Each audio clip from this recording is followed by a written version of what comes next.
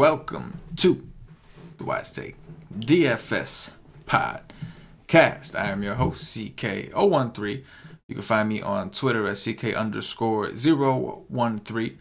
And I am joined once again by one of Wise Take's finest DFS analysts, Mr. Paulie, the true OG D. True OG from Wise Take. You can find him on Twitter at Paulie with 8 Ds. Paulie, let me ask you on this Sunday night, what's happening? What is happening, man? I think the Red Sox just won the World Series, so shout out to Cash. Shout out to Cash, nice bro. Job. Shout out to Cash.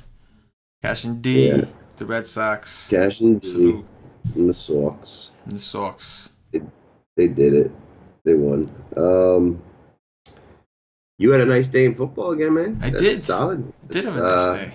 3 weeks in a row of profit, and well, no, 2 out of 3. I think last week was last week was pretty bad for me. Oh, but, yeah, 3 out of last 4. Yeah, it's like 3 out of last 4 good days, 2 out of last 4 commas. But yeah, man, I'll take it, bro. I'll take it. I tell you what, man, like everybody's been just so on fire. It's funny too, because like the piece I was missing to really smash today was the piece that you and Cash had. Was that 8D all day, which like I'm gonna be honest, I did not watch the stream this week, and had I watched the stream, I thought you guys were onto something that was pure gold, and like I didn't even see it, and it kind of just evaded me. So good day, but like it took a while for me to come around to that because of like DraftKings and him not really catching a ton of passes. Right. Ironically, his first touchdown was a pass though.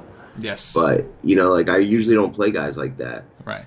But, like if a guy's going to run for $130 and then score a touchdown, like that's equivalent to like, the Kamara type guy catching 8 balls for like 60 and a touchdown. Right. And he's been running really well. The Giants got rid of Snacks. Like they're punting. They're done. Like we're pretty much going to probably have a player against the Giants every week for the rest of the season.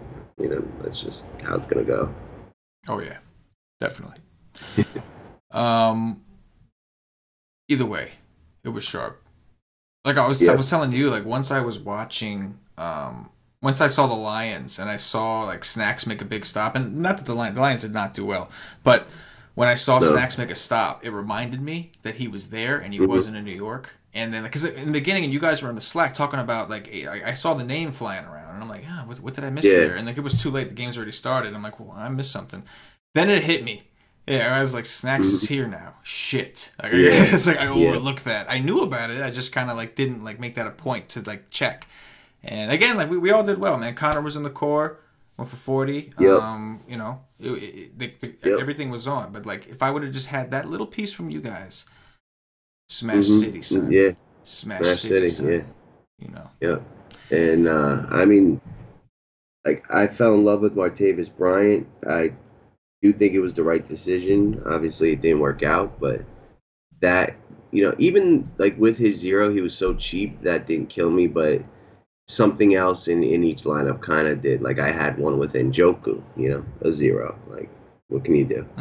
And, or I had Jameis in my highest scoring lineup. And Martavis, Like, I got like a 186 with Jameis getting a 12 and Martavis getting a 0. Like, I went back and looked at my article. Like, each position had, like, the nut guys in their top 5, but a dud as well, And, like, I did go all in on Bryant. I did go all in on Connor, but it was just, if I had Fitz, who I did write up but didn't end up playing, if I would have mixed it up a little bit, could have been a much better day too. Yeah, no, he was the guy that really put me over the top. Was Fitzgerald, man. He did a phenomenal job, man. But like the vibe right now across the nation is strong. Yeah. AFington. Friday night was wild. Oh yeah, man! Screenshots galore. We've had a whole week of NBA. The screenshots galore. I think we did have one bad day. What was it, Saturday? But I don't know which day. But like, we've had like 1 or 2 bad days and like just gloriousness. 10 very good days. Oh my gosh! And like me personally, I haven't any big wins yet. But like it's fine. They'll come around when they do. But I just been kind of min cashing, and I probably need to play a couple more lineups. Because you got to be so perfect, and even when you have the right core, there's still four other guys, and you miss on one. And like it just you're not going to win a big tournament without being right at all the spots. So Yeah. I think I need to start playing a couple more lineups. Yeah. It does help though. Like you know me, Paul. I've been playing mostly cash. Like when football starts to die down, then I'll start to invest more in tournaments. But I've been playing mostly cash. But because of where I'm at with that. But like, what makes everything better is seeing the members with these monster wins. Oh yeah, like yeah, that just yeah, fixes exactly. all, bro. That just fixes all. Like it's just like shout out to the nation, man.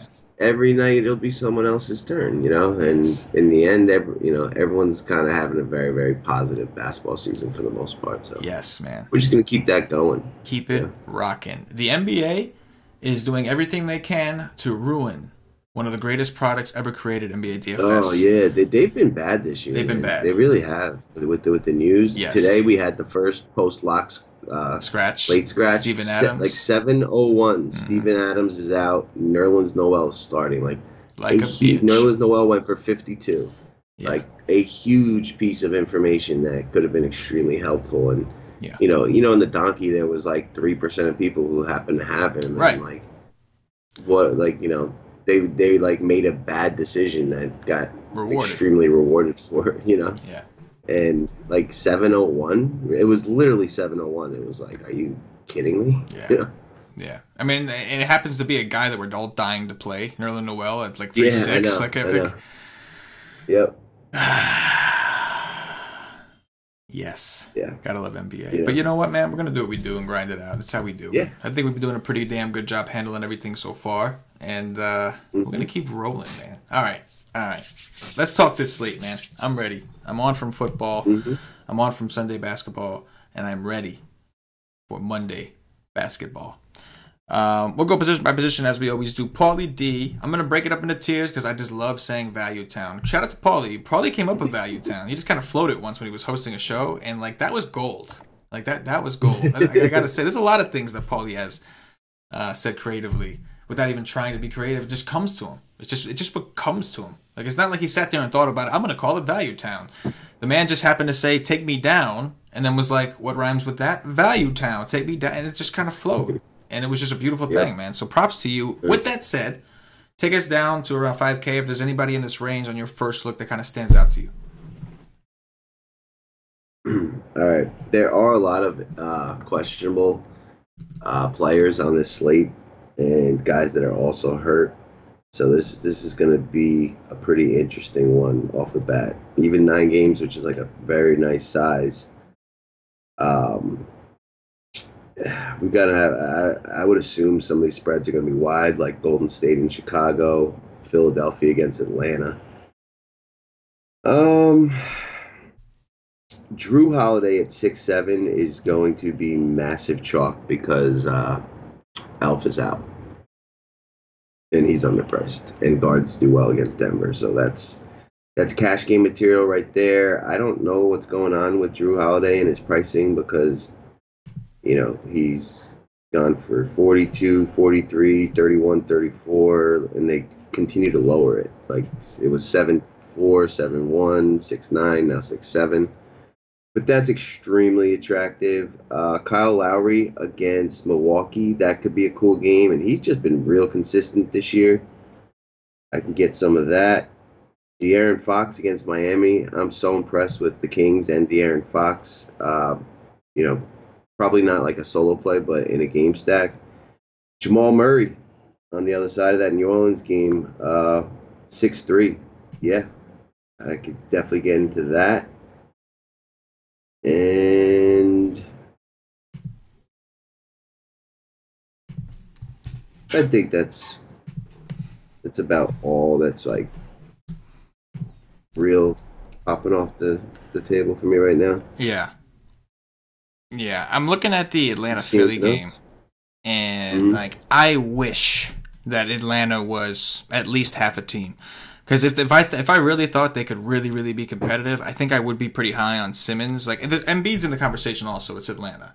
But the thought of a big like body point guard like him potentially going up against like some of the smaller guards that like, I mean, who do you think Atlanta would put on him? I mean, it's not going to be Trae Young. There's no way. Ben Simmons is just too big and strong. No, he's so really going to like he's going to be guarding. Yeah, Bazemore or Prince. Bazemore or Prince. Yeah, that could be interesting. So let's see. So who starts at the 4 for Atlanta? It's evading me right now. Let's think about this. So it's not Collins. He's out. Hey, why can't I think of this? Yeah. Let's see. So, yeah, I don't know. It's blanking on me real quick. I know who it is. Who is it? It's Vince Carter. Vince Carter. Oh yeah. You know why? Because I thought he retired 4 years ago, and then every year I hear his name. I hear his name every year. I'm like, Vince Carter. So, Dedmon or Len on Embiid, Vince Carter on Saric, throw Taurean Prince, or Bazemore on Simmons. The other one gets Covington, and the other one gets, whatever is starting at point guard for them. The kid Fultz. Markelle Fultz, yeah. Yeah. So, it sounds like MB is probably the one that's in a better smash spot. They're both. They're both smash.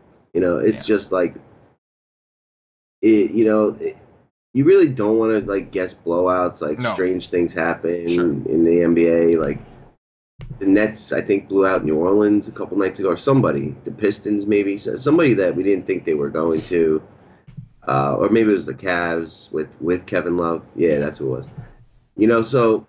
You kind of got to, if you build enough teams, you do build a game stack. You get like Trae Young and Taurean Prince and Bazemore, or whatever, and bring it back with one of Simmons and Embiid and another piece. And if the game does stay close, like that, winning a tournament is just like a less than 20% chance that it does. Yeah. That you do get full run from everybody. Yeah, no, that's definitely true. You talked about Holiday. I'm with it, man. AD is still questionable, right? He just missed a game for an elbow, so he could miss another one. This is, I believe, this is the third game, so it's not like they had a day off, but they had a back-to-back, one day off, another playing again. So it's 3 and 4 in its own right. And they're going into Denver, into the altitude, so it's going to be interesting. This game, like I would imagine, this game should be very competitive. But it favors a player like Holiday. Typically, the bigs are the ones who struggle more in these environments anyway. I do think there's a backup who we'll talk about in Value Town that I want your thoughts on. I don't know much about the guy, so we'll see. But Holiday definitely, you mentioned like for cash games, especially if AD's out. Even if AD plays, he's still in the conversation because he's too cheap. But if AD is out, and Elf is out obviously, but if AD is also out, this could be a really big game for Holiday, Mirotic, all those guys. Dragic kind of stands out to me as 6'2" against Sacramento, right? Pace up spot. Only thing you're worried about is Whiteside is also in a really good spot. So like if he smashes too much, you can just eat. The usage kind of something we have to look into. But he's 6'2", coming off a 40 burger. Got to get some De'Aaron Fox defense. Sacramento playing extremely fast. They're at home. I don't remember the last time I played Dragic and it came through for me. I'm going to be honest. But I always notice when he's cheap. When he ever beats me, I'll be like, yeah, I knew. I didn't play him because he always fucks me over. That's why I didn't play him. And then I think Rondo is the next guy. Is the last guy I'll mention. I want to see if he's starting, or maybe they started Ball because it was his birthday. But if Rondo goes back in the starting lineup, I like him, and I'm gonna like the GOAT. I can tell you that right now. I don't know what the price is. I haven't looked, so don't hold me to it. But against Cat defense, like Cat is gonna be, you know what I'm saying? He's gonna be matched up with a real man's man. Get down. You know what I'm talking about. What price would be too much for him? Too much? I would say anything over. Well, in cash games, I probably can't do it for anything more than like 6. In tournaments, I couldn't do it for any more than like 65. Okay. Oh, what's he at? You see? 6.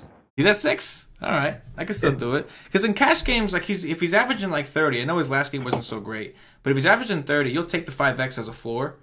And like with a tiny bit of ceiling, in tournaments, there's not a ton of ceiling left, but you give him a little bit extra because it's a dope-ass matchup against Cat. You know what I mean?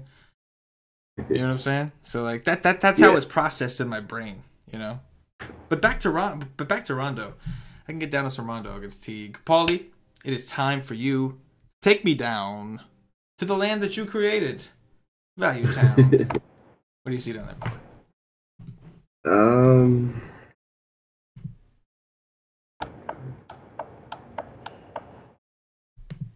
Frank Nitti, 3-9. We'll see what the lineup that comes out, but the Knicks hung in with the Warriors pretty deep with that lineup of Nitti starting at the point guard. I think he's actually going to develop into a pretty good player. I think it's like happening before our eyes, and 3-9 is just too cheap. Like this should be a competitive game, and if he's going to get 30 plus minutes against Brooklyn, like he's very, very long. He can get steals and blocks, and shot actually was falling against Golden State. Like he was hitting threes. Like 3-9 is too cheap. So I could definitely get into that. Got to see though, like if Moutier's playing, like the Knicks. It'd be nice if like someone was out.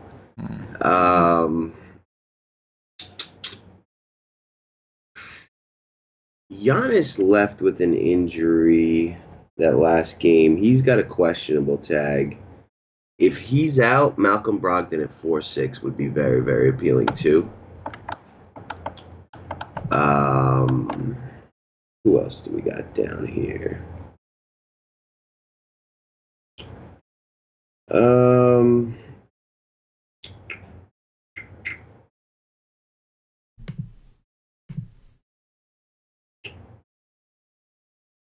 Everyone's going to be back for the Lakers, so I don't think I'd go to Lance at a higher price. I think you could look at some of these Bulls value guys, like Ars Just looking at that dude. Yeah, like especially in like a blowout build. Yep. Yes. Yep.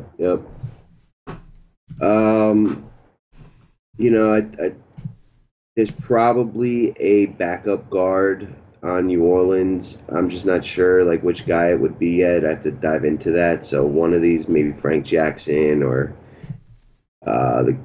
Ian Clark could potentially be interesting.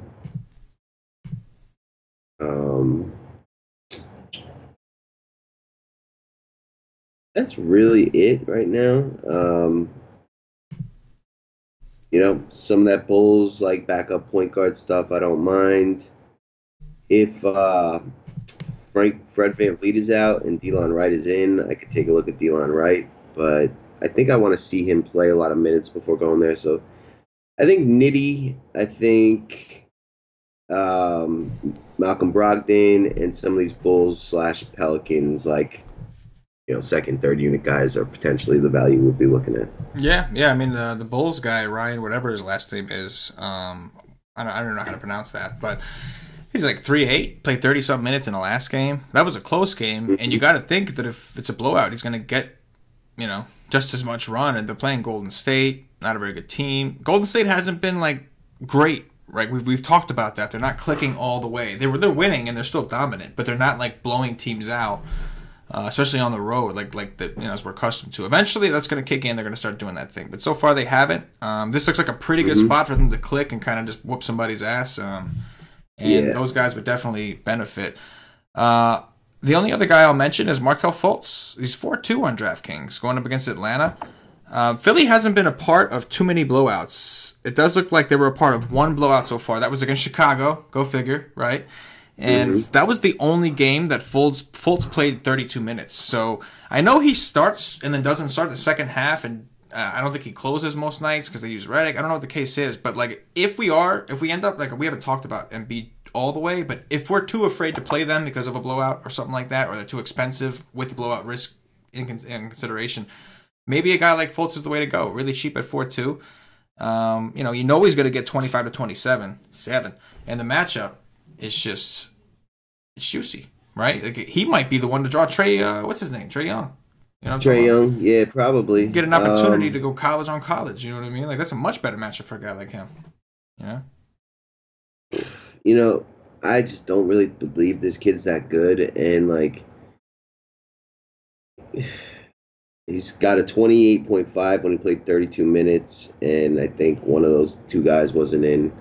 They've had, like, Embiid missed 2 games, Simmons missed a game, like, in those situations, I think he becomes interesting. But when the team's at full strength, like he's not going to close ever. Redick's always going to do that. Like, I don't know.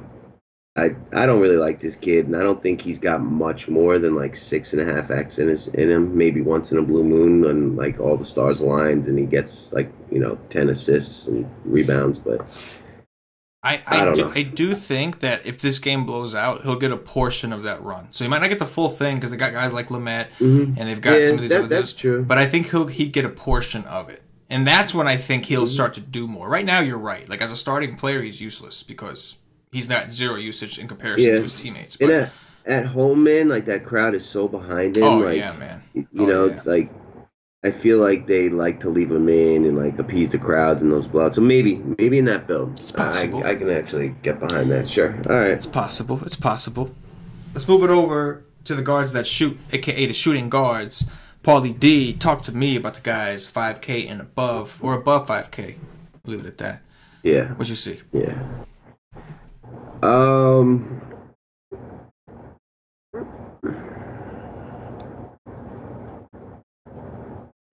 don't see a ton. Jimmy Butler against the Lakers at 8-2. I guess that's fine. If Giannis is out, Chris Middleton becomes very chalky, and as long as Giannis is out, I'll play him. I don't think I go to Zach LaVine at 7-8 against the Warriors. Tim Hardaway against Brooklyn, I could take a look at that. Josh Richardson against Sacramento at 6-9. Karis LeVert's been really impressive against the Knicks as well. Wow, Ronnie McGruder is 6-1 now. Yeah. He did earn it. He did.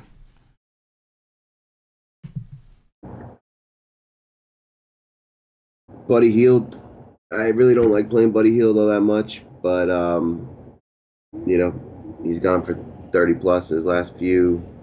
Miami does kind of struggle against shooting guards. Traditionally, that's like where you want to pick on them, maybe, but I don't think so.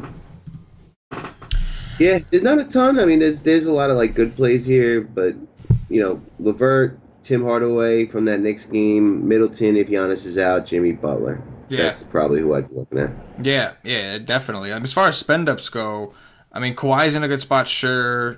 DeRozan wins against Dallas, sure. Like, Depot against Portland, probably not. Butler's like the first one that you're like, oh, I can get behind that, right? At least 8-2. Pace-up spot, the fastest team in the league is the Sacramento Kings and the Los Angeles Lakers. He's going to be at home. Cat has taken over the full P title and has pretty much just kind of stepped aside and decided he's going to take a big step backwards. And Butler's like the dude. Like he could be disappointing at times, but for the most part he's been pretty good. And like he's gonna have LeBron. Butler's gonna step it up. Butler is a very prideful kind of dude, and LeBron's coming to town, and that's gonna be it's just seems like it's gonna be. They're gonna pace him up, right? Have him running, get some steals. Like it's just a great spot for him. So I do like Butler for show. LaVine in game stacks, sure. Like I don't want LaVine by himself because number one, blowout. Number two, he's gonna have a tough matchup. They have a couple different defenders they can put on him if he starts to get out of hand. Obviously, Klay Thompson is decent enough. If they have to put KD down low, if he's trying to take some inside shots, they'll do that. So that's only like with Steph Curry or with like Durant or one of those dudes. But after that, you're right, man. It's like J-Rich, sure, but 6'9" is fucking steep. Like you feel like you'd rather just play the 6'1" for what's his name? Magruder. But at the same time, you're like, am I really going to pay 6'1" for Magruder? It's like the same thing as JaVale McGee. Yeah. Same exact thing, right? Like he's at that point. He's right at that border now where it's like, is it good enough? Like what is his ceiling exactly? Like that's I mean, Magruder was getting us 40s, but like I'm expecting someone to come back. Oh yeah, the other really good outside shooter from last year, Wayne Ellington. That's going to cause some issues. Yes, that is going to cause some issues. After that, man, I'm with you, man. Like I'm sure either Murray or Harris, one of those guys. Like we have to find out what the starting lineup is because if Drew Holiday is starting point guard, then I'll take Harris. You know what I'm saying? But if they're going to start some of these one of these young dudes and have Drew off the ball so we can take more shots, then I want to stick with Murray, whoever has the weaker matchup. But one of those guys is kind of interesting. And it's not pretty, man. It's like Butler's the only guy, which scares me because we haven't even seen small forward yet. Like he's small forward eligible, so I'm a little worried. But yeah. Take us down to Value Town and see if maybe we can punt the position outside of Jimmy Buckets. Yeah, there's some options down here. If AD misses with Elf missing, like Antoine Moore 4K, he'll probably get a massive boost in usage and fast-paced game, all that good stuff. Spencer Dinwiddie 5K. I've been pretty impressed with this kid. He's making that whole situation clogged up, but he's got pretty big upside, and like. He's kind of like a Frank Nitti with a little less defense. Maybe, Damian Dotson, 4,800. That's interesting. I like this kid. Dotson, yeah. Yeah. Okogie, if what's his name is still out, Wiggins. That's an option, but he's volatile. DeAndre Bembry, I like this play a lot. If you think they get blown out, he probably sees close to 30 minutes, and against the second unit, he could just smash, as he's done a few times this year already. 4K, he's gonna get you to 20, and he's got upside to get you into the high 30s. So I like this guy a lot, DeAndre Bembry. Already talked about Antoine Moore. One of these two value guys from Sacramento would be interesting. Iman Shumpert, been playing a decent amount of minutes when he doesn't get into foul trouble. Or Justin Jackson. This whole Sacramento team is really... I think I'd favor Justin Jackson. His minutes seem to be more secure. He's not as good of a shooter, but he kind of does a lot at 3-8. I think that game could stay close.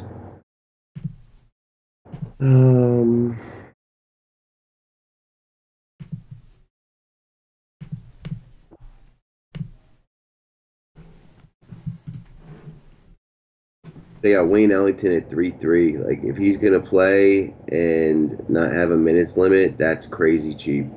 He could 10x, 12x that. That's something to definitely keep an eye on. I think that's it. Yeah. I mean, we'll see what opens up tomorrow. But, Danny Green, another guy that seems like he's in a pretty good spot. He's been playing well, man. A little skeptical to play him on the road. I think, Toronto's only had one road game so far this year. No, I didn't know that. At least, I think I overspoke. Since October 17th, I should have mentioned. So they've been at home a lot recently. Was my point? Was that the start of the season? 17th? Yeah, that was their first game. Okay, so they've had so that's true. 3, 4, 5 home games, one road game. Yes. Yeah. And that was the game he got in 11 because he shot 1 for 9. So that's the one thing that scares me because he's part of the reason he's been doing well on the games he has done really well. He's also shot really well, 50%, 75%. So that scares me a little bit. And I feel like just looking at it on first look, there's not a ton of guys I see at the top or the bottom of shooting guard that are overly appealing. I think on DraftKings, I'm sure most people will probably play Holiday there. People that play Holiday, they'll probably just punch him at a shooting guard. Yep. And the people that don't may come down to a guy like him. So that's just something to point out. I understand he's put up 30 and wings against Milwaukee, great. If they were in Toronto, I'd be more inclined, I think, to like him. But just kind of stood out at 4.7. Little price increase right there. I mean, if Giannis is out, Brogdon at 4.6 is going to be a much better play. Yes. He's a decent play. You want a close game. You want a transition game so you can get some blocks and steals because he's another guy that's pretty long. Mm-hmm. And, then it comes down to, does he go 1 of 8 or, 5 of 7 from 3? That's it. Because he doesn't do a lot of, mid-range shooting, not involved in a ton of assists. I do like some of his rebound numbers. I think that's, part of the small lineup. So, I probably won't play him much when JaVale starts. I think that'll be a trend. When there's more rebounds available, then he's got more ceiling. Right. So that's just probably going to be something we're going to be looking at. Yeah, that definitely makes a ton of sense. Faux shiggity. What about your boy Dotson? Yeah, I mean, prices continuing to rise. We got to see if he's in that starting lineup or not. I'd actually rather him not be in the starting lineup.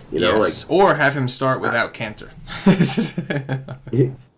But that whole like even so, like THJ's taking all the volume, but if he gets on the second unit, right. it's all his, and like, Yeah.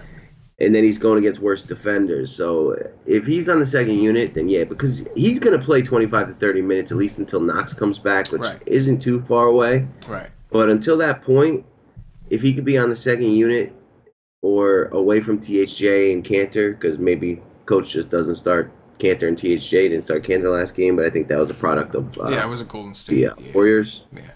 Yeah. So we got to see. We got to see where where he is in the rotation. But this is a guy I've got my eye on. He's pretty talented and supposedly like a tremendous shooter. And shooters shoot at the Garden. Nets not known for defense. Should be a nice, decently paced game. Yeah. Maybe. Maybe. Maybe for sure. Small forwards, Paulie, above 5K. What stands out to you?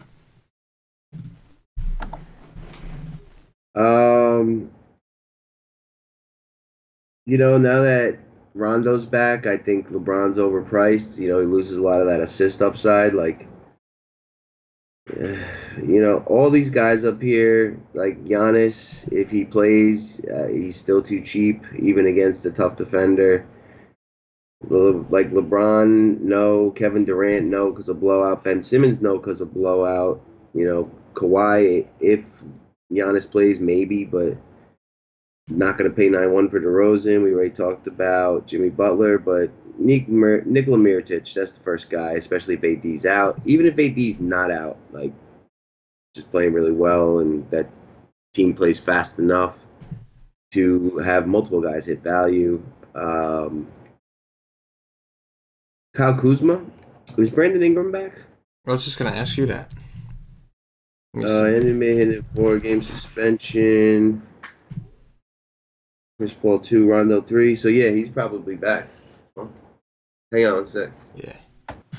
Yeah, I would think so. I would think that this is the game. You see. If we pull up Kuz. Yeah, I think Ingram's going to be back. Yeah, so, San Antonio. Wait, 1, 2, 3? Yeah. No, San Antonio was the first game, 4. So, yeah, he's going to be back. You're right. Yes. Yeah, so I'd actually rather play Ingram than Kuzma for the $800 discount.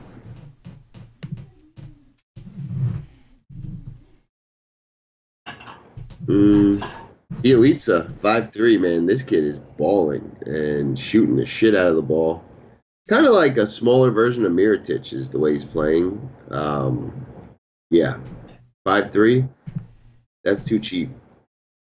Look at his last two performances, 53.5 DK and 43.8. Like, yes. Harrison Barnes at 5'2". I got to take a look at what he did today, but he played 28 minutes the first game and shot 5 of 17, 1 of 5 from 3. Like, if the minutes increase today, then at 5'2", he's too cheap. He's usually a 6'5", 6-something guy. Even against a tough matchup like San Antonio, that's still kind of interesting. And that's it, down to 5. Yep, I was worried about this. It's another somewhat weakish tier. Not weak in that there's nobody, but weak in that there's nobody you're drooling over. There's nobody looking at like, oh, I love this. Not that like we were overly excited about any position so far, but like at point guard, there's immediate options, right? Even at shooting guard, you can plug some of the point guards in there, but now it's like on this end, the small forward shooting guard side, it's rough, and it makes me like Jimmy Butler that much more.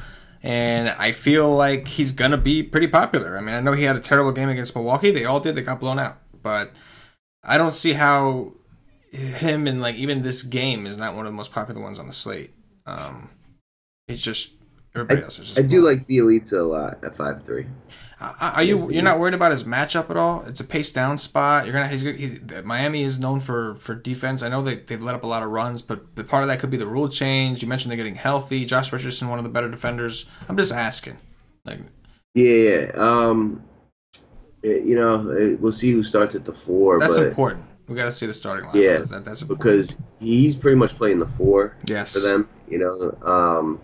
And I love Bielitsa. I mean, last year I couldn't wait for Butler to be gone so I could play Bielitsa.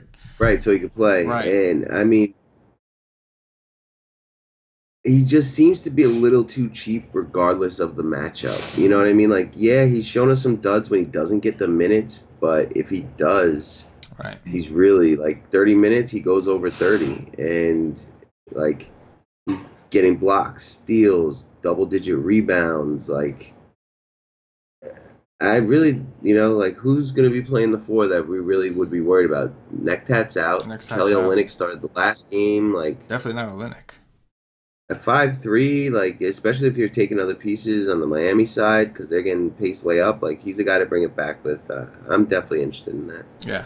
No, I hear you, man. He's definitely showed massive upside those last 2 games. Take us down to Value Town. Let's see if we see anything. For me, down there.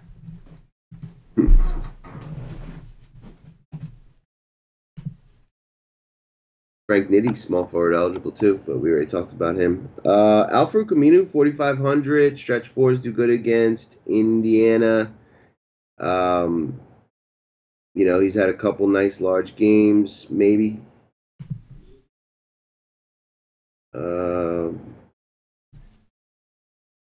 Super Mario, Hanzonia, maybe 4K.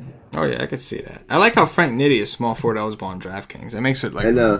That's pretty clutch right there. If you are trying to play him like for a value play, that's clutch. Yep. Yeah, there's no way that he's in the point guard position if you're playing him. Yes.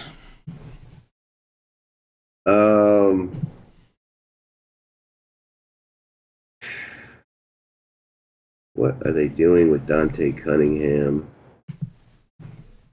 Played 29 minutes and started. Played 12 minutes and then played 26. I don't know. Again, Wayne Ellington and Derek Jones Jr. Neither of them have injury tags. They're both 3-3.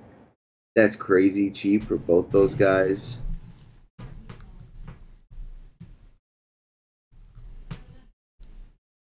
Not a ton though, dude. Not really a ton. I like Nitti. I like kind of cheated out for Camino's really a 4, but wasn't much there. Is OG Anunoby, I can never say his name, cheap enough for you at 3-4?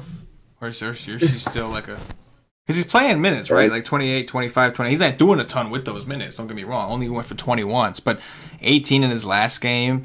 It's a team like Milwaukee, so you got to think there's going to be some rebounds floating around there, right? You got Brolo down low, well, Yeah, I don't mind it. I don't think I'd play him alone. Like, he's just came off a little injury, and like they do like him. Like they play him a ton of minutes. He's actually taking shots. He just hasn't really gotten many to fall. So there's like progression coming, but like then I'm also playing other pieces of this game. Like I'm not just gonna whip him naked. But yeah, that's actually a good price.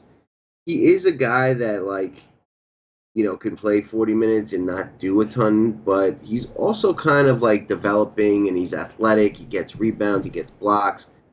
This could be a good environment. It's a good point. We just got to see, like, if Giannis is out, that kind of just like, I don't know if I think that they'll hang with him. You know what I mean? Yeah. No, yeah, absolutely.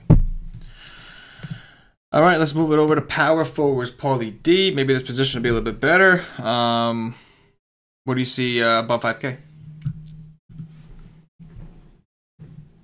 If AD is playing at 11-1 against Denver, sure.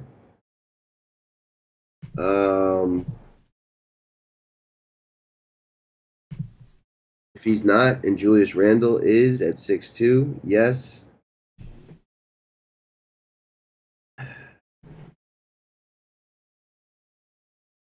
Paul Millsap, 5'5" against New Orleans. I like that. 5'5". Yep. Wow. I mean, he's, Well, he's been bad. Not really, yeah, and it's not even like he's had a couple poor shooting outings, but that team is really deep. It's the minutes that's hurting them. Like Trey Lyles is probably like right on his heels, and then they got like Hernan Gomez, and they got this Monte Morris kid at point guard. Like, he should have got a minutes increase when Will Barton went down, and he hasn't, and that's kind of telling. But this game could kind of push. If it's close, like he'll close. They've actually won a couple games kind of convincingly. They've had 1, 2, 3 blowouts. I don't think they've lost yet, unless the Lakers beat them last game. They might have. I don't remember, but they've been good. They're one of the better defensive teams. Yeah, I think that's interesting. Marvin Bagley, 5,100. That kid's got real big talent, real big. I think he's gonna more and more start to become part of their core rotation of guys who play 30 minutes. And he's already shown big ceiling. It would be awesome if we found out that they were going to raise Hollis Jefferson's minutes. That would be sick. Yeah. At 5K against the Knicks. Yeah. Yeah. And right now, 21, 16 minutes. But for any reason, because he only missed because he was out for personal reason. His wife had a baby, or a girl had a baby, or whatever, so he was gone for that. But is he out of shape? You've had 2 games, man. Let him get a run in there. It's 28, 29 minutes at 5K against the Knicks. I'll take it. Mm-hmm.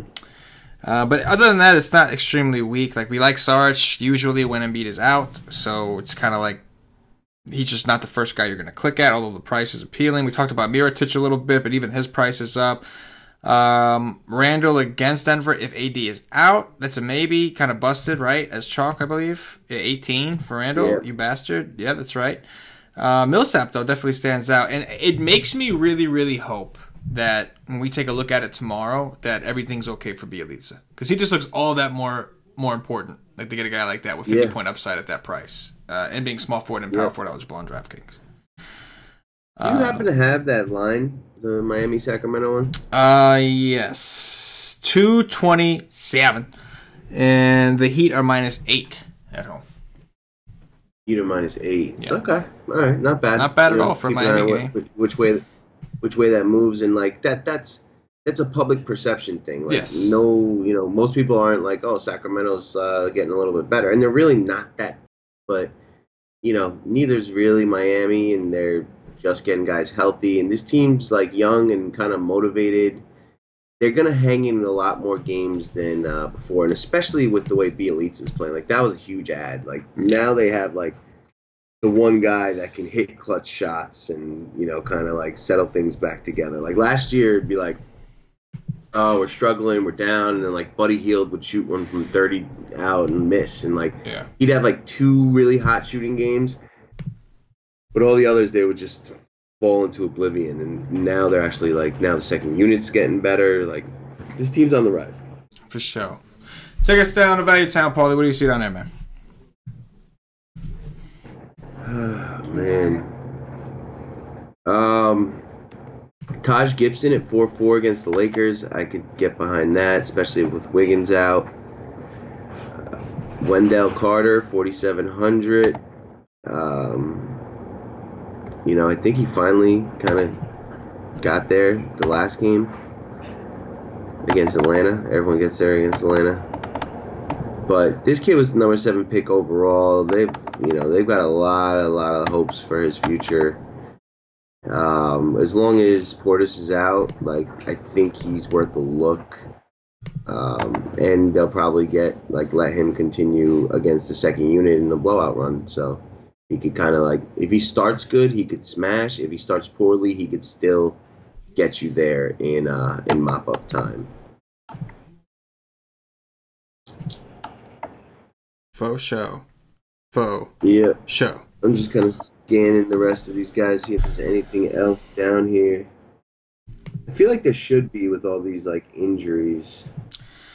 I think maybe First we could... on Ilyasova, if Giannis doesn't play, that'd be a nice play. Yes, could get behind that for sure. Zach Collins, 100, kid's been impressive. He's earning more and more time, and he's 3,900. You don't even need a blowout. And stretch fours, long bigs do really good against Indiana. Right. You know who else is kind of appealing for tournaments, at least, is Noah Vonleh at 4-2. this seems like one of those games where, like, you know how like a lot of times you'll think like, oh, Kanter's gonna smash, he's gonna smash, and then for some reason he doesn't get his ceiling of minutes. He just plays 30, and the backup center played like an extra 5 or 6 minutes. That's the problem with Vonleh. He could play as little as like 15 minutes. That's the problem. But when he's on the court, especially with the Knicks, he's doing things. He's shooting. He's getting rebounds. Brooklyn is a nut matchup for rebounds, especially on the second unit when Jared Allen's not on the court. Just a tournament type. We started last game though. Right. Like for defensive purposes. We gotta see what the Knicks lineup is. First, they threw that's important. Well, yeah, they did. He doesn't believe in positions. He doesn't believe in rotations. He's just, he's gonna do whatever he wants. Whatever he wants. As long as he gives us the news before lock, like I can deal with it. But yeah, Vonleh's, if he's gonna get over 20 minutes, he's a very good rebounder. He's he actually shot a couple threes this year. He's emerging to a pretty good player. Mm-hmm. And against Brooklyn, that's when mediocre players kind of show off their stuff because they actually can in that game. Right. So yeah, if he's depending on who he's playing with, but yeah, I don't mind it. Right. Yeah, nothing you're fall in love with, but just another guy to keep in mind. Let me ask you about somebody else. What about Kelly Olynyk against Sacramento? Maybe, it really, if he's starting and it's the same group of guys as last game, yes. But if Winslow's playing and Derek Jones Jr. and Wayne Ellington's back, probably not. Yeah. I'd like to get an opportunity to play him, so. He's got upside. That's what I like about him. If his shot is falling, Yeah. But this year's going to be even harder because they're fucking so deep. Bam is there now. Last year, Bam was a G League guy, and then he kind of showed up towards the end of the year. But now, I think Bam's really the guy they want to play, and he's probably better. And then Nectat's coming back.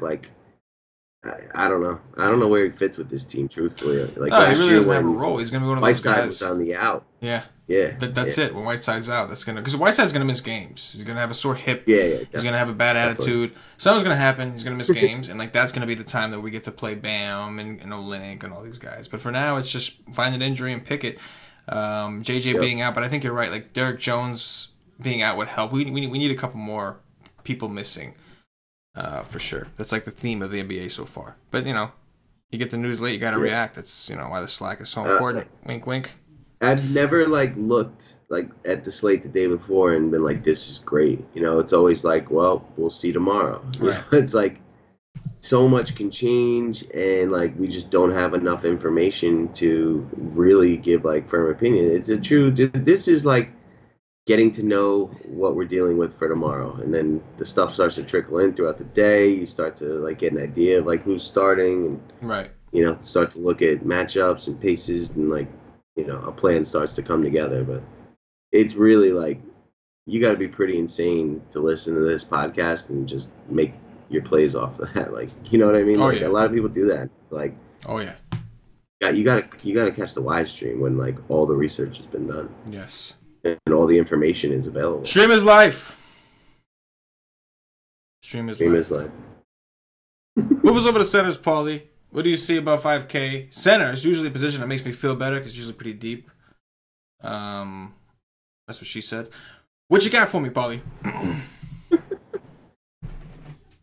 Oh boy. I mean, Embiid's in a phenomenal smash spot. Maybe, I don't really like Jokic in pace-up games, so I don't think I go there. I'd prefer most of the other guys on his team. Karl Anthony Towns. Cat. The cat man. Oh, man. He's going to have a blow-up game soon. He went for 60-plus a bunch last year, and, now Shaq and Charles Barkley are dissing him on TNT. It's hitting social media, and he's heavy on social media. So, this would be another good spot for him to do that. If Wiggins is out, I think we have to entertain it. You really want to be in front of it. Obviously, if you're just building one team, then you can never do it. But, if you're building a couple, at this point, I haven't played him yet. but I feel like I need to start because he is actually really talented. I guess I don't know I don't know how to explain like the dramatic differences that you get on a given night. You know, like if he was playing the Rockets tomorrow at 8-4, would you play him? Yeah, probably the Rockets. I would try. I mean, You know, well, if I was doing multiple teams, not just the Rockets. You know, like of course you can never play Karl-Anthony Towns if you make it one team. Yeah, no, he's got like a 70% dud rate. You know, like yeah, you know, and like Cash actually said it kind of interesting the other day. Like it is like a term people use a lot in this industry, but like if you just never play him, right, and there's like 8-9 games that he wins the slate, so all right, you don't have a chance of winning the night, you still might min cash, but the other 74, 73 slates, you're ahead of the field, and that might be the right approach to take with this guy.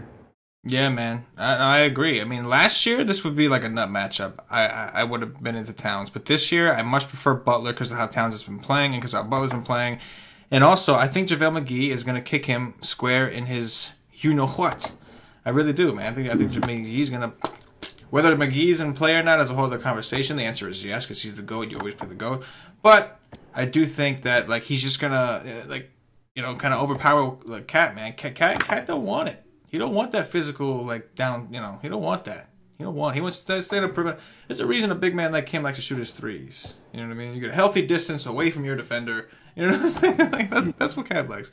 But I do understand. I mean, every big eventually, man is shooting 8-4, we know he is talented enough that he can murk that 8-4 price tag. So eventually, he's going to have that game going for 60 or 70, and everybody's going to say, "Oh my God, how can I not play him?" Whether it's this matchup.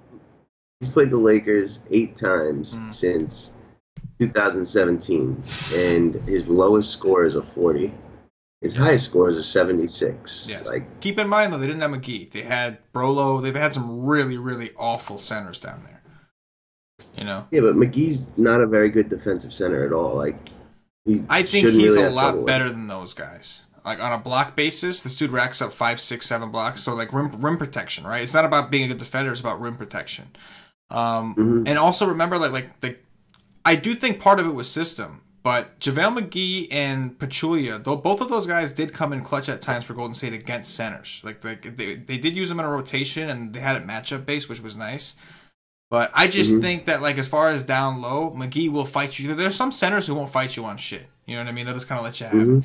And he's just not one of them. So I think Cat could have a good game, but for a ceiling game from Cat, you need him really grabbing every rebound. You need him blocking shots. You know what I'm saying? So it's we need to see more than just the shooting. Is he going to sit down there and bang it out with McGee for a rebound? If you were going to just bet who was going to get the rebound, put one guy next to each other who's going to get the ball. Who do you think would get it, Cat or McGee? Yeah, we're never betting on him. But I'm just saying. I don't know.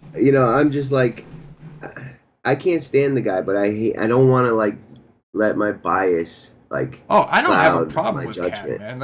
I like to hype Cat up, but I don't have a problem with. I think Cat's okay. He is a bitch, yes. Okay. No big deal. Let him do his thing. He plays video games. He has fun. He's a fun-loving dude. I don't have a problem with him. He might be a people. All that's whatever. I do. But, you're a professional athlete, and you just don't care about winning and have no heart. That's the epitome of sports. He's so not likable. That's the wrong message to send to people. Oh, I'm getting paid, whatever. That's that's not what the rest of your teammates are depending on you for, bro. Yeah, but I believe he wants to win. I think he wants to. Yeah. Maybe he doesn't. He's from a generation where I think that certain things aren't valued and hard work isn't necessarily. You know what I'm saying? I do believe in that. That's kind of my problem with guys like him is more you just question work ethic. What is trying to you? Right? Trying your hardest is different to everyone. It sounds like there's only one level, right? But it's not the case for most people. So I do understand where you're coming from, though. I do understand. But as far as playing him in DFS, I don't have a problem playing him. I just I'm very we have to wait till we see it because it's not there's not something going on between Cat and the rest of the team. We know that there's something going on. They had an incident, and all this shit. So that just we're not going to just jump into a situation where it's and just kind of ask for ourselves to get smacked 9 times out of 10. That was the perfect analogy. That's what Cat is right now. It's either you play him every day and you better smash that 9 times he goes off. Those 9 times he goes off, you better smash at least 3 or 4 of them, or you just stay the hell away from him and you just won't win 9 or 10 times that he goes off. And like we're probably underestimating. Like last year, he was good, like fantasy wise. He did. Like it didn't work always for us.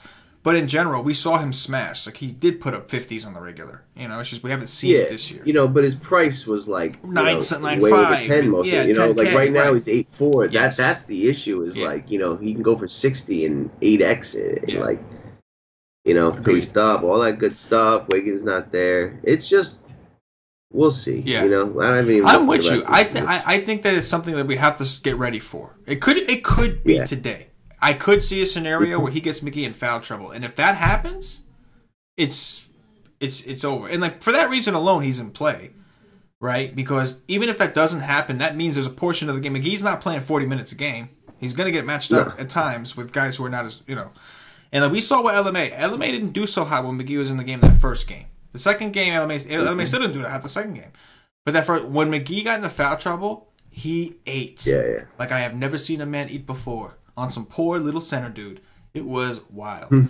So, like, there's upside. Was his name Williams? Williams, that guy. It was Williams and somebody else, though. No, Zubac. It was Zubac first. Zubac. They brought Zubac in. He got his cookies ate. Then they brought in Williams. And he got his cookies ate. And, you know, that was that night.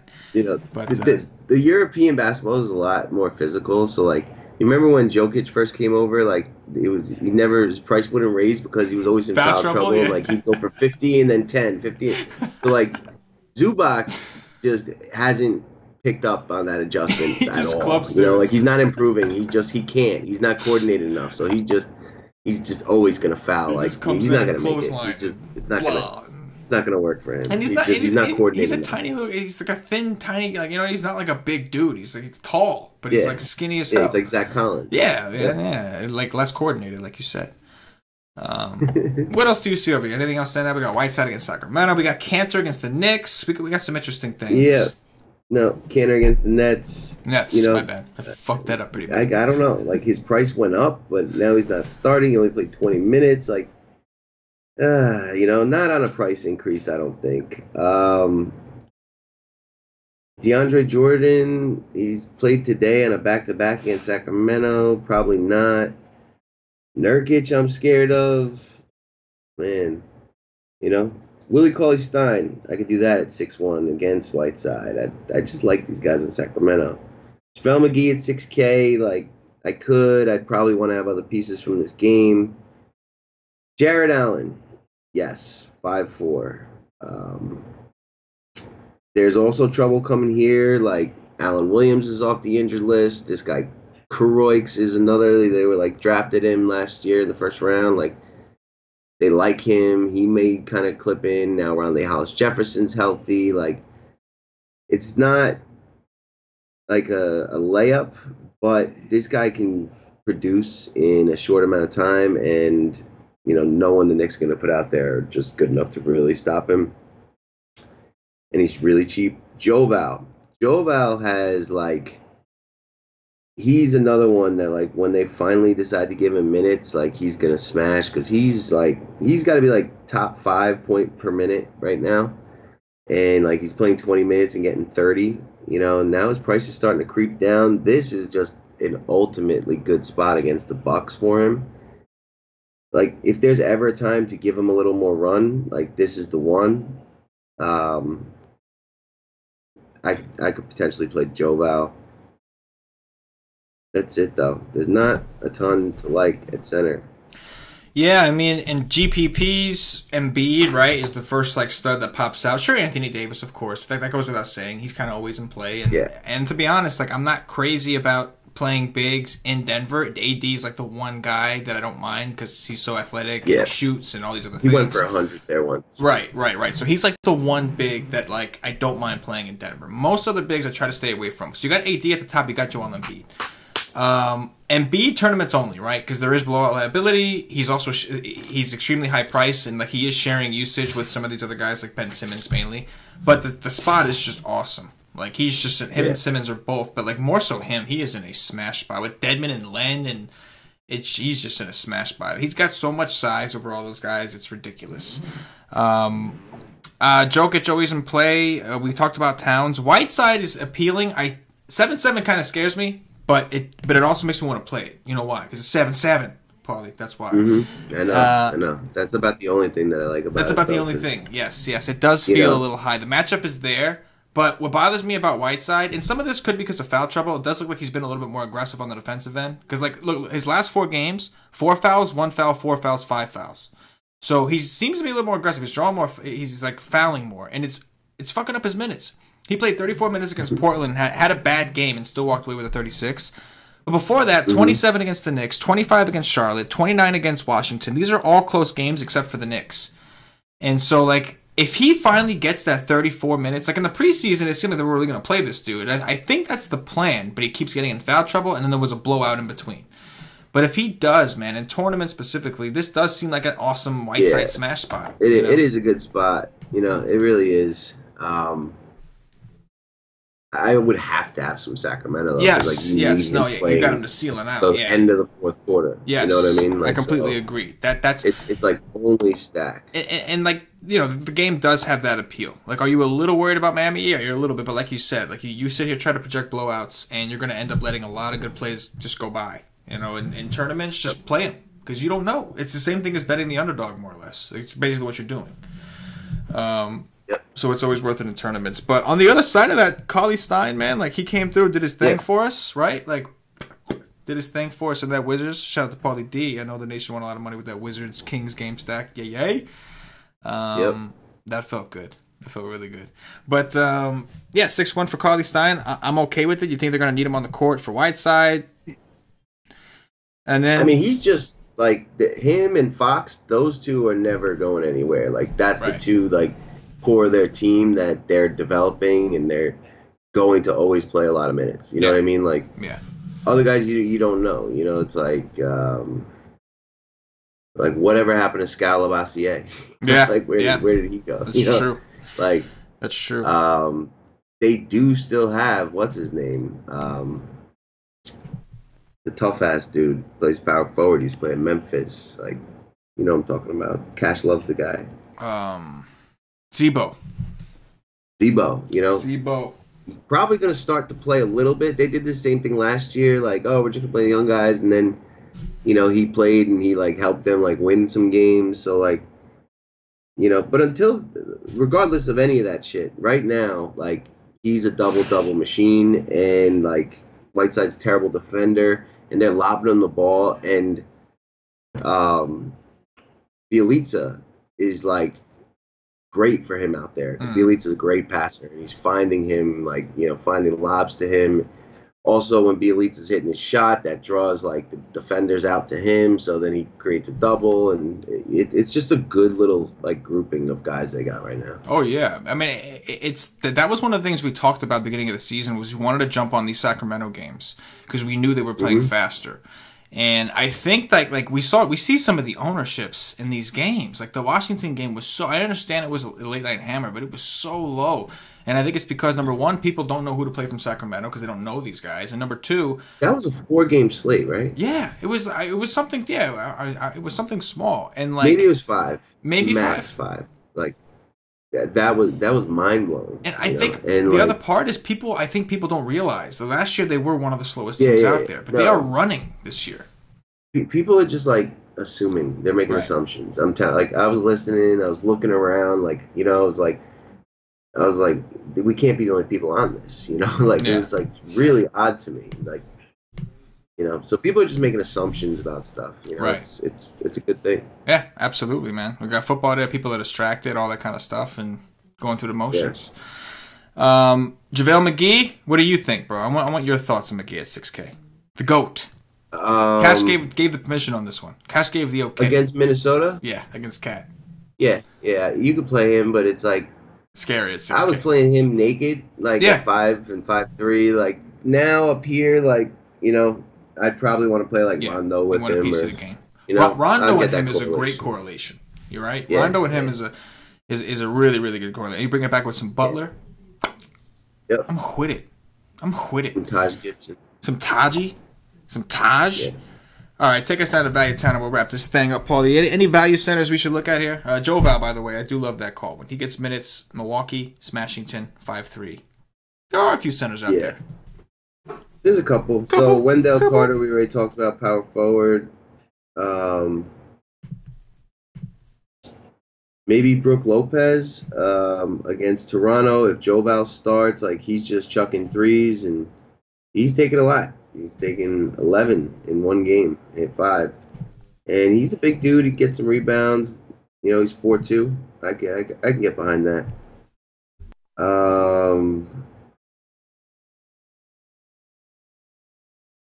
Is Jakob getting minutes yet? No, not just quite. But we're going to make big money on that guy one of these days.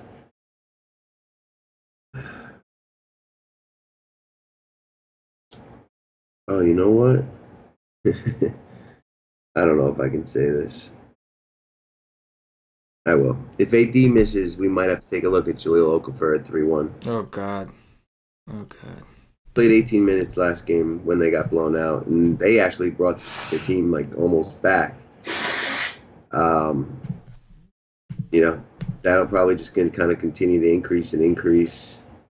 Or, no, not that. This is the guy I want to look at. Cristiano Felicio. Spaniard. 30 minutes since Portis got hurt. He's 3-3. And, like, he hasn't smashed that thing yet. But there could be a lot of blowouts run here. I kind of like that.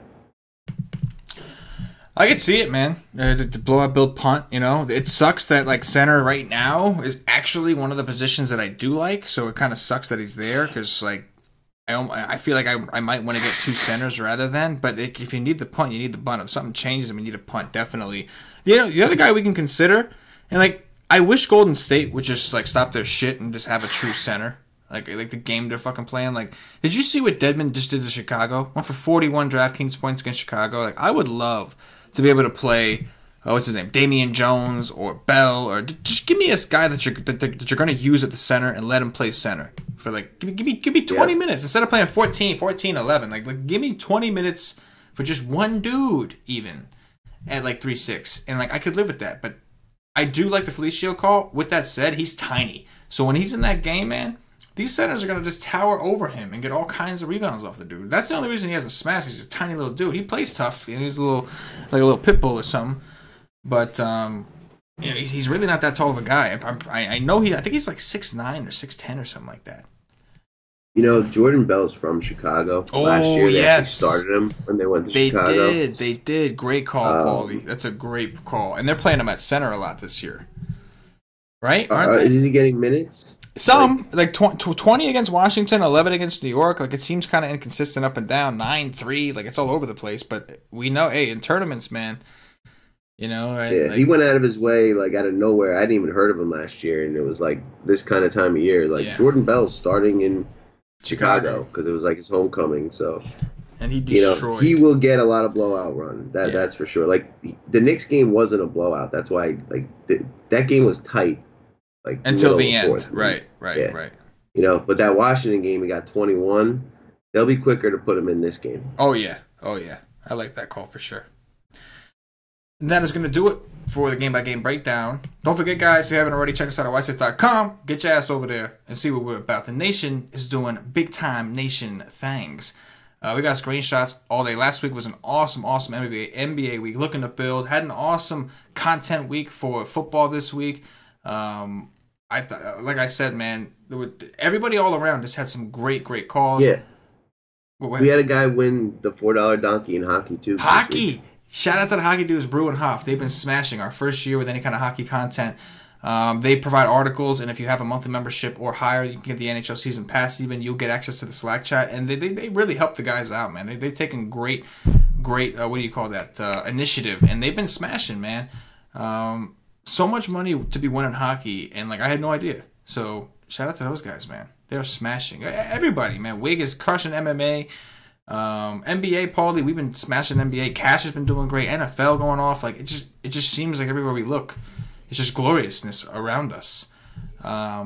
we're not just a DFS content provider. We are a DFS content provider. And if you want to test us out on that, buy a day pass. NBA day pass is $2.50. It'll get you in for a day. You don't get Slack chat, but you will get all the content. It's the cheat sheets from Paulie, Cash's GPP article, BK's Cash Game article.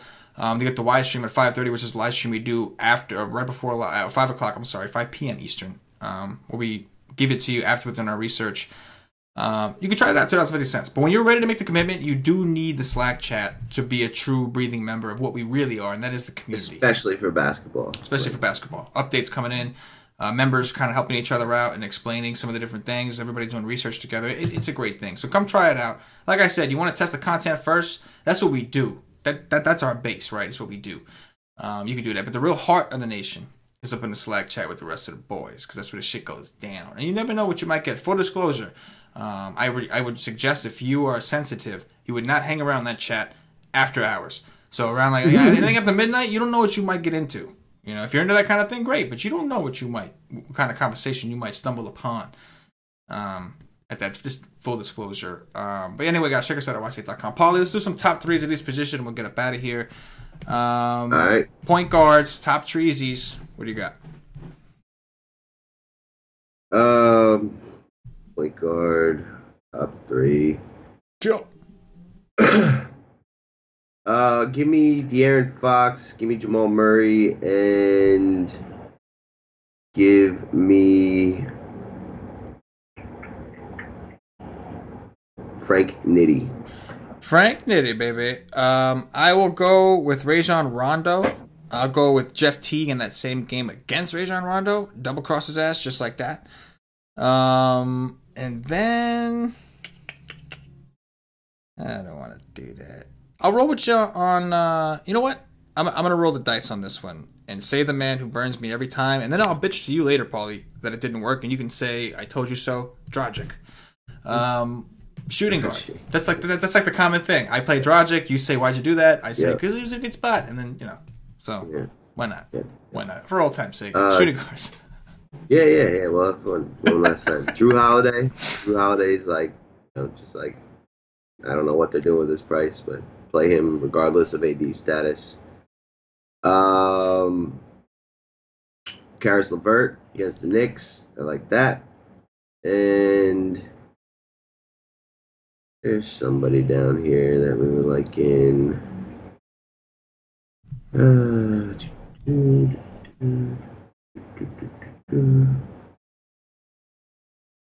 don't know who I'm looking for. Let's say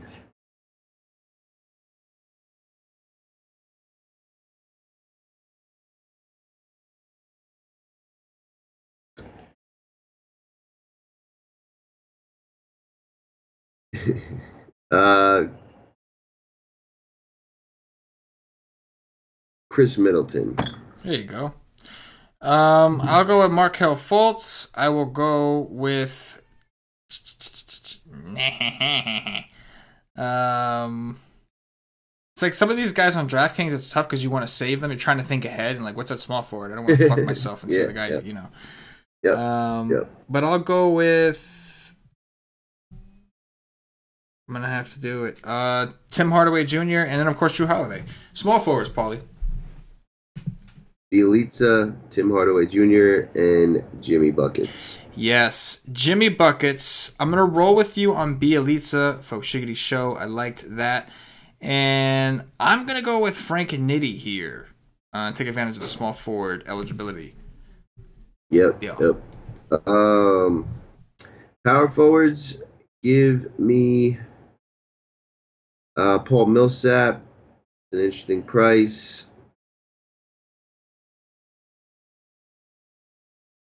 Give me Zach Collins and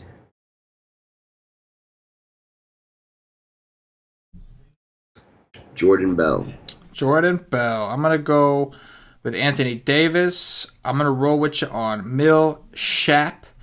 And let's go on the Bell train, man. Let's go on the Bell train, bro. Blowout run in Chicago. Let's get it. Yeah.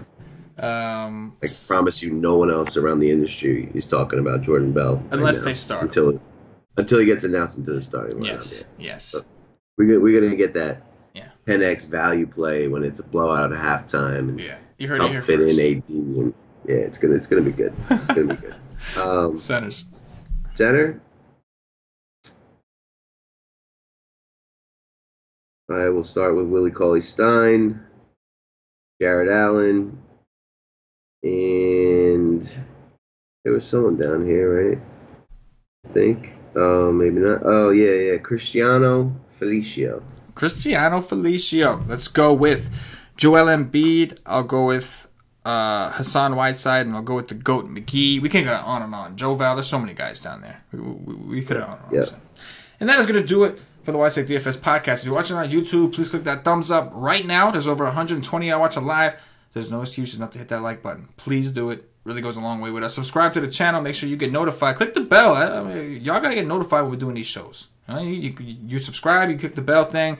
You'll get notified when we do a free stream. We do a lot of free streams, man. Basketball. We do the NFL podcast, NFL First Look. We do a bunch of different shit. So make sure you subscribe. If you're watching us on Facebook, give us a like and a share to support the nation. If you're watching us on Twitch or Twitter, give us a follow, give us a retweet. If you're listening to us on Podbean or iTunes, give us some 5-star reviews. Again, guys, all these things help us out. They go a long way. So if you're a fan of the show, a fan of what we do here, all we ask you show a little bit of love in return and hit the likes, retweets, and all that good stuff.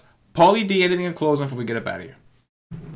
No, just awesome week for the nation. Very, very proud, and we will continue this week outworking the competition on a daily. That's what we do. For Paulie D, for myself, the entire White Take Nation, as always, good luck.